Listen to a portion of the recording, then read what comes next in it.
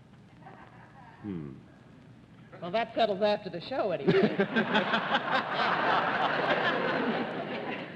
See now. Have you ever danced? Is your husband in show business?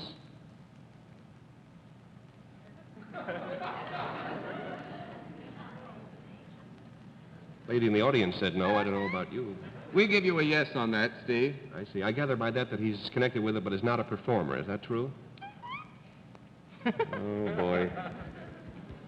Have you ever worked in television? That makes it 4 down and 6 to go, Miss Francis. I want to remember, did Dorothy discover whether our guest is a singer or a dancer? Did you? She sings. She sings, I'm sorry. Makes records. You sing, and you're blonde. And she likes it that way. We may be killing a career off here if you don't get it pretty soon. Are you very young? Are you very new in the theatrical world? What? Give us a comparative to work on. Well, in the ingenue stage of theatrical world. You know, even younger than Jean Crane. I would say I think that what you're getting at, we could answer this that you're in the proper area, perhaps, yes. I'm in the proper area. Very nice it is, too. I'm going to have to pass to Bennett. I really can't think of the singer and dancer. Mr. Cerf. Well, have you ever made any pictures for MGM? That's No. 5 down and 5 to go, Miss Kilgallen. Have you ever entertained the troops in any foreign encampment? 6 down and 4 to go, Mr. Allen. Have the troops ever entertained you in any area? Oh, dear. Have you ever worked with Bob Hope? I'm just going to take a stab in the dark, because it's getting darker all the time here. Are you Marilyn Maxwell? Good night, everybody. We're a little late. No. 7 down and 3 to go, Miss Francis. Marilyn Maxwell. Is your name alliterative? Watch your language. I don't think whether our guest went to school or not's got anything to do with this. No, The I answer meant is like yes. M for Marilyn Maxwell. It is alliterative? Yes. Have you appeared on radio? Is there a comedian that has the same last name you have? What? You Doris Day? Yes.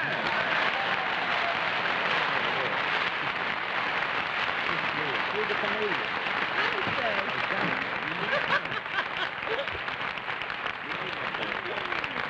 I think one thing that probably threw you, panel, was the answer to the question, have you ever been on television? And Miss Doris said no, because this is literally her first TV appearance, and we're real pleased about How it, nice. too.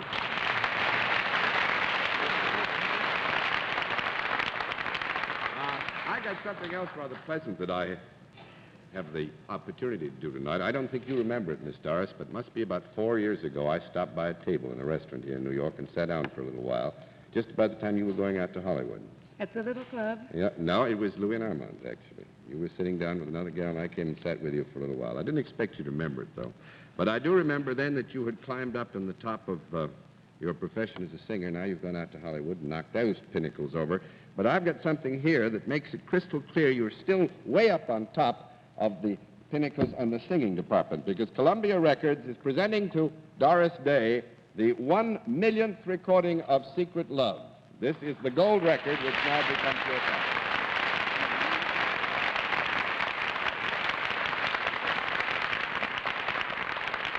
Thank you very much, John.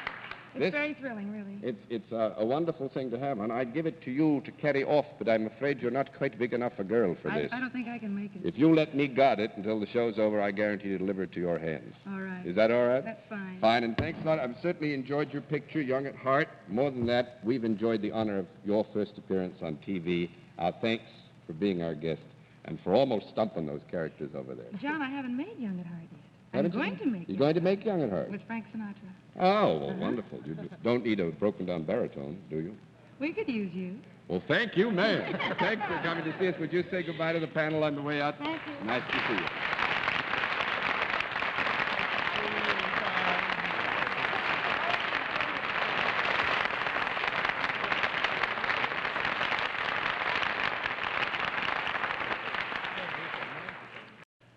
Well, we'll be back with you in just a moment, but first of all, here is a question and an answer.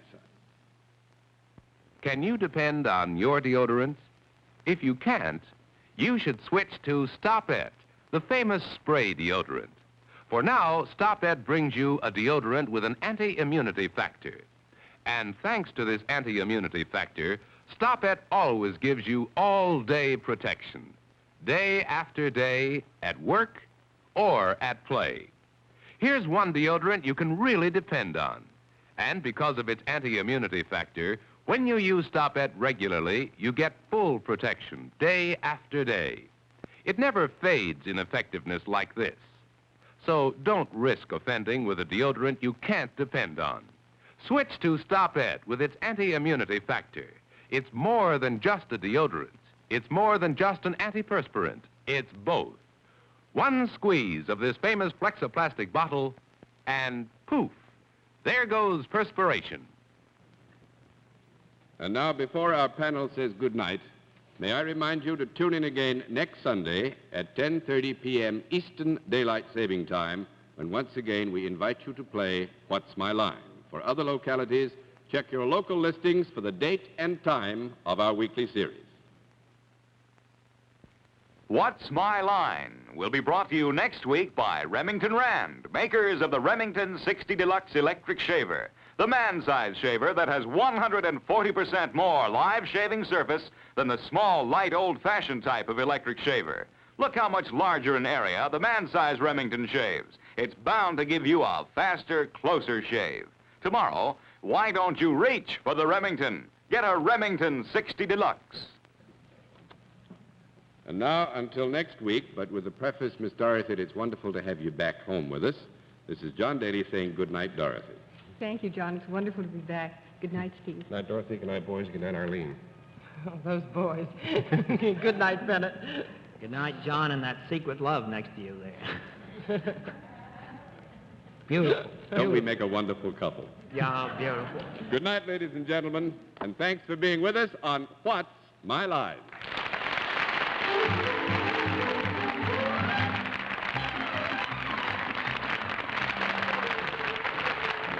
This has been a Mark Goodson, Bill Todman production. In association with the CBS Television Network. Doris Day appears with the courtesy of Warner Brothers.